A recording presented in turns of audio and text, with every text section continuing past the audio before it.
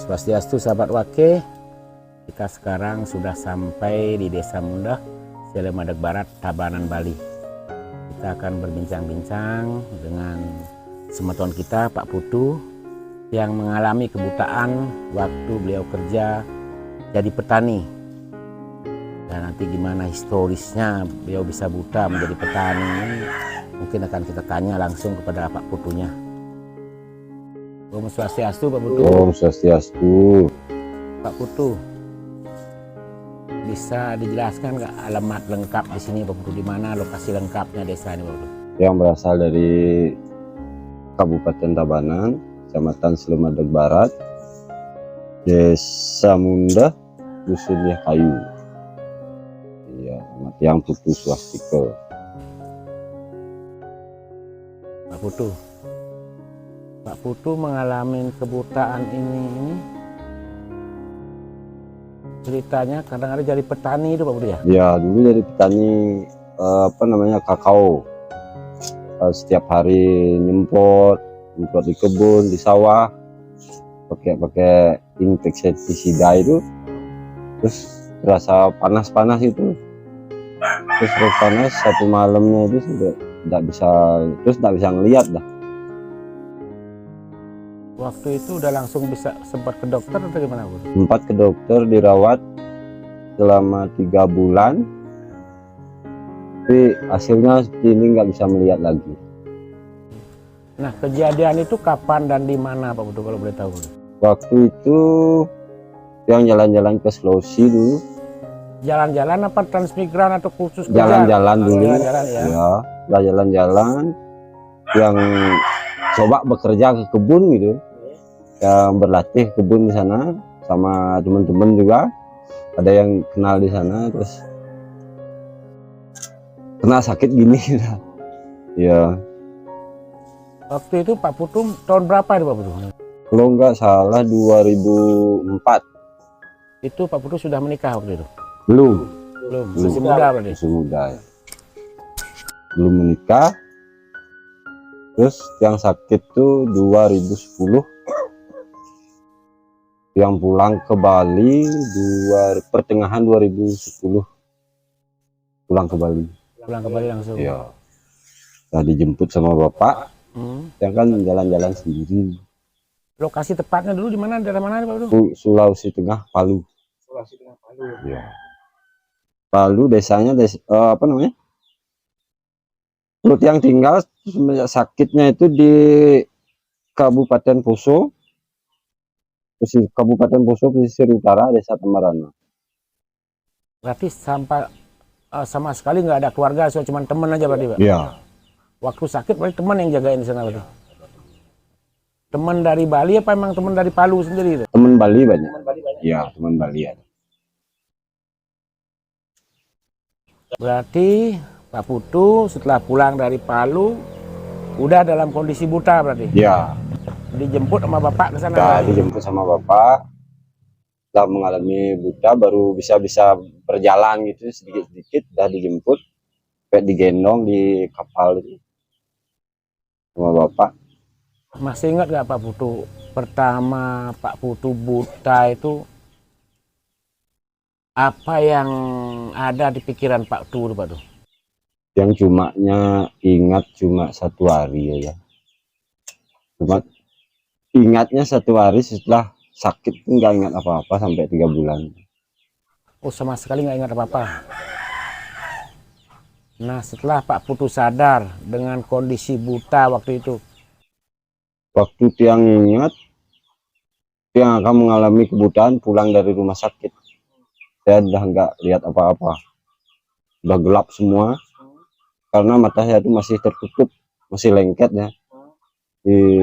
Sampai dirawat di Tamarana itu sama mantri, sampai dibuka-buka paksa itu, dikasih tetes, baru bisa dibuka sedikit-sedikit, baru bisa melihat sedikit matahari. Udah gimana, lagi gelap gitu. Terus sekarang cuma segini aja bisa. Nah, itu udah karena kita Pak Putu kan artinya dari dulunya melihat langsung tidak bisa melihat, Nah, apa yang Pak Putu rasakan saat itu tentang hidup itu nanti? Tentang masa depan waktu itu apa yang? Udah gimana ya? Saya kan hanya mengharapkan bantuan dari mana, dari keluarga, kayak dari pemerintah untuk bisa operasi. Dulu pernah mau dioperasi tapi dokternya bilang tidak yakin untuk bisa melihat karena mungkin dana saya tidak punya juga. Sampai sekarang tidak ada gimana, kartu KIS tuh nggak punya. Kenapa kok bisa nggak punya kartu KIS tuh? Punya nggak tahu juga. Saya sudah diusulkan ke kepala wilayah tapi nggak ada tanggapan. Berarti Pak Putu nikah. Pak Putu sudah nikah nih? Sudah. Oh. Itu setelah Pak Putu buta berarti? Sebelum Oh, sebelum buta Pak Putu udah nikah? pernah nikah tapi udah bisa karena sakit, langsung pisah gitu. Karena sakit, menjak sakit udah nggak diperduliin sama istri. Berarti Pak Putu sakit, istri juga meninggalkan gitu. Iya, Nah, pada putra atau putri yang sudah anu Pak Putu? putra udah sekitar sekarang umur 10 tahunan. 10 tahun lebih. Iya. Sedangkan ibu ini? Ini ibu saya juga mengalami sesek, juga sakit ya dari dulu, dari semenjak saya lahir udah.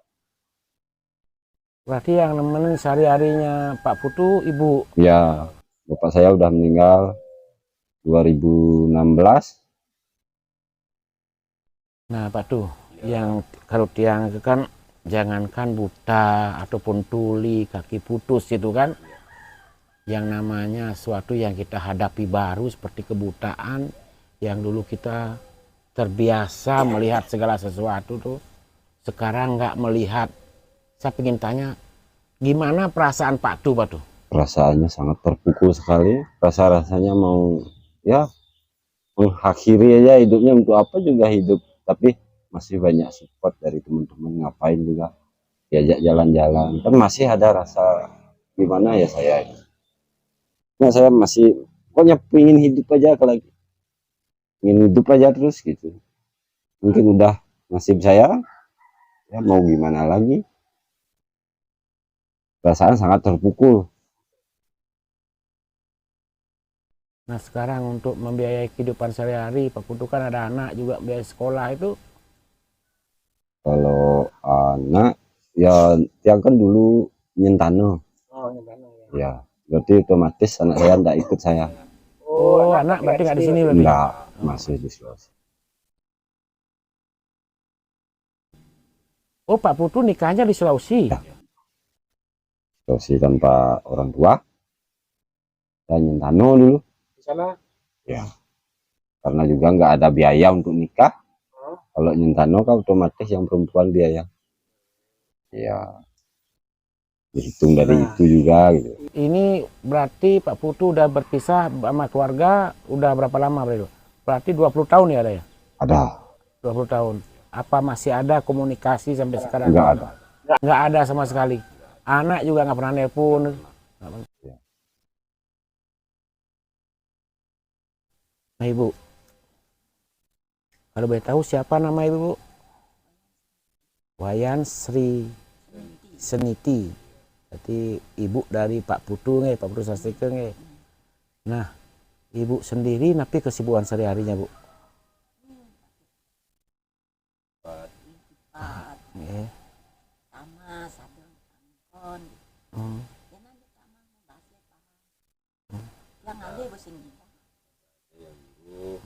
Nggih, kalau boleh tahu berapa pendapatan Ibu sehari Bu rata-rata Bu? 50.000 ya. Artinya dengan uang 50.000 cukup buat bertahan hidup nih Bu nih. Cukup nih. Cukup makan.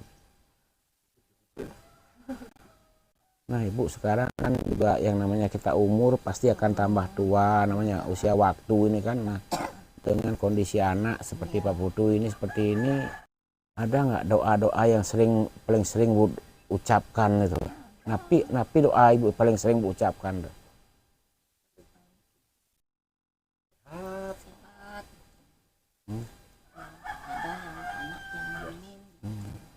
nggak ada pikiran doain Pak Putu biar dapat jodoh lagi gitu. Belum apa namanya. Tahu diri deh. Ya enggak lah, enggak banyak orang nggak punya kaki juga biasa dapat jodoh, punya orang buta juga banyak.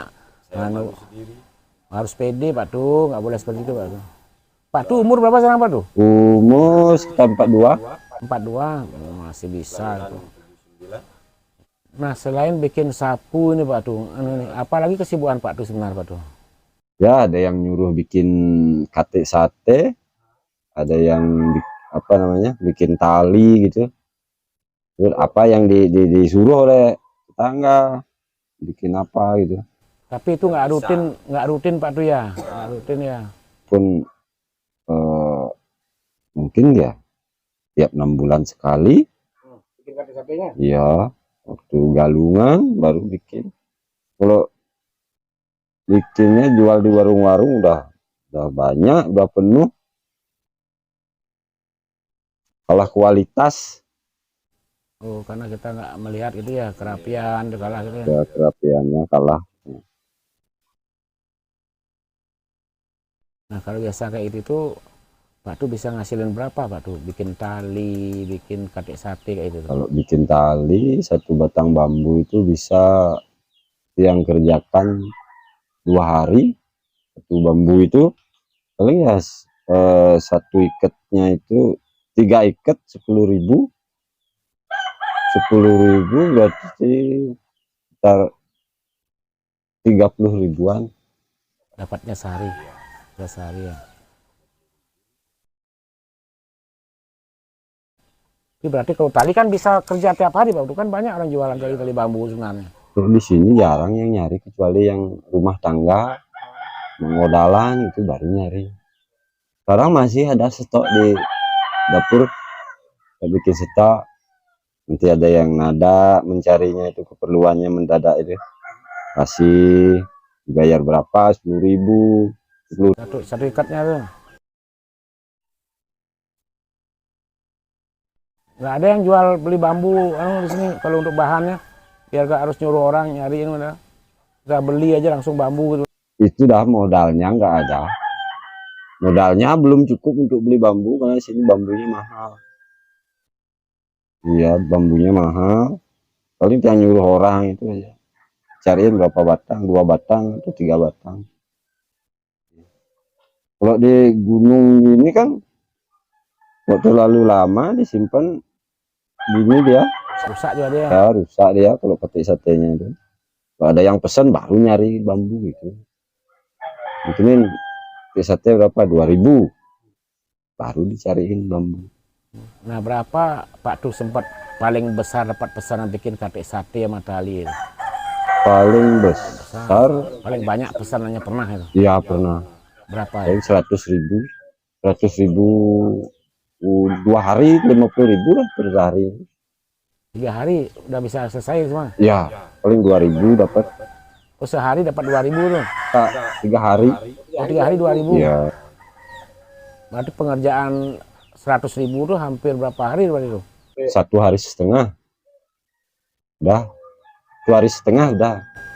Itu kan katanya 1 hari dapat 2.000. Kalau ada pesanan 100.000? Paling 5 hari 100.000 ya.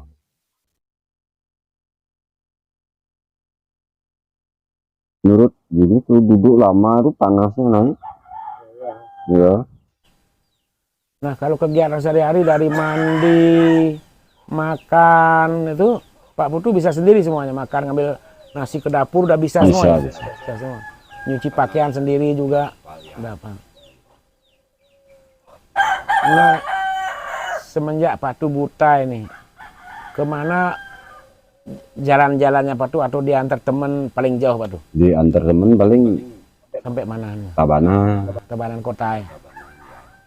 Tabanan ke rumah teman-teman yang dulu. Oh teman-teman lama rumah semuda ya? Udah diantar dah sana, kepingin sana diantar di Kebantas gitu. Artinya teman-teman masa muda ada aja yang selalu datang Pak Putu ya? Ada tiap hari ada. Tiap hari ada aja yang datangnya.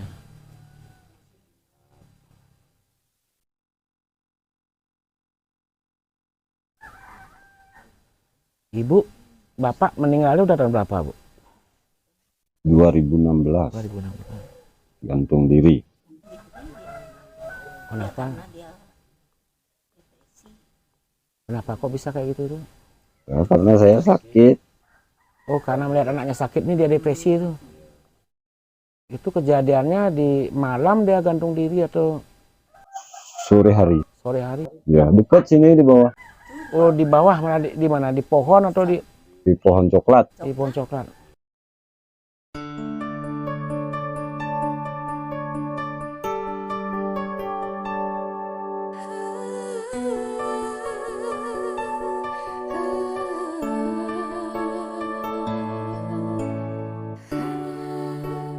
Tuhan, berikan aku kekuatan untuk mengubah apa yang bisa kuubah, dan berikanlah aku rasa bijak untuk menerima segala perbedaan.